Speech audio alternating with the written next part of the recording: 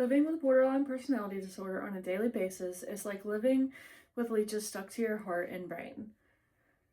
Have you ever experienced very intense mood swings out of nowhere? Well, this is what it is like every day for someone who is living with BPD.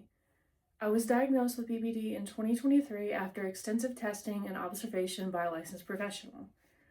I know firsthand how hard it is to function on a day-to-day basis.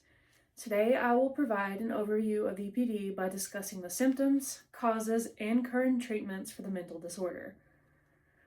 BPD varies from person to person. One of the main symptoms of it is the fear of abandonment. Now, everybody has this fear, but for someone with BPD, this is amplified vastly. For example, you can know for a fact deep down that your best friend is never going to leave you or just decide not to be your friend. But you have a voice in the back of your head that is telling you over and over again that they're going to leave you, and you believe it.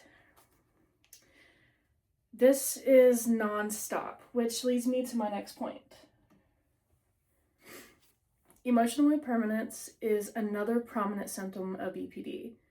But what is this? Emotional impermanence is the struggle to maintain a sense of emotional connection and belief in a relationship when a loved one is not physically present or actively reassuring you. For example, your lover or your best friend has told you 20 times while you were with them that they love you, but the second you leave their presence, the doubt sets in and you question whether or not they still love you because you're not physically there to see or feel it. Impulsive behavior is another prominent symptom of BPD. A lot of people diagnosed with this disorder struggle with spending money impulsively or engaging in impulsive and reckless behavior. For example, your emotions might be heightened and you drive well over the speed limit without logically thinking about how this decision is a threat to your life and the others around you. You may be wondering, what causes BPD? It often stems from childhood trauma, neglect, or abuse. People with BPD often show reduced volume in several brain areas, most consistently with the hippocampus and amygdala, which are crucial for emotional regulation and memory. Other affected regions frequently cited in studies include the anterior cingulate cortex and parts of the prefrontal cortex, as stated by the Mount Sinai Physicians Channel and the National Institute of Health in 2024. In other words, this means that people with BPD are more likely to struggle with emotional regulation and decision making. This is not something to be taken lightly as it is a very serious disorder that there is no cure for.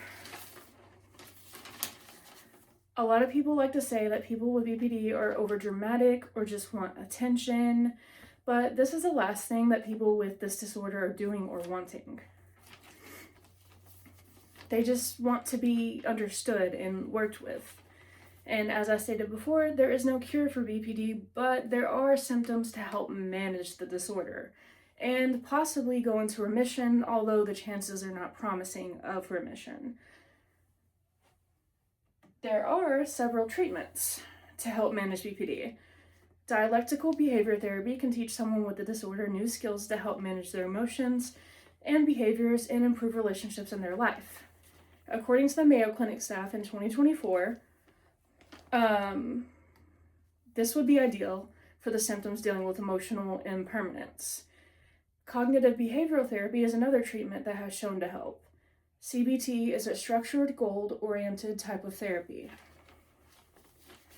People with this disorder will see how their thoughts affect their actions. With this, they can adopt healthier thinking patterns. This can help with the impulsivity symptoms of BPD. Certain medications can also help regulate emotions with people with this disorder. Certain medications like lamotrigine, I'm on personally, is a mood stabilizer, and it has shown to help greatly. It does this by affecting sodium channels in the brain to reduce the release of excitatory neurotransmitters like glutamate, which helps to calm overactive nerve pathways. All in all, BPD is a very hard disorder to live with, but with proper treatment and medication, it can be managed. The next, I've just shared with you the symptoms, causes, and treatments for borderline personality disorder.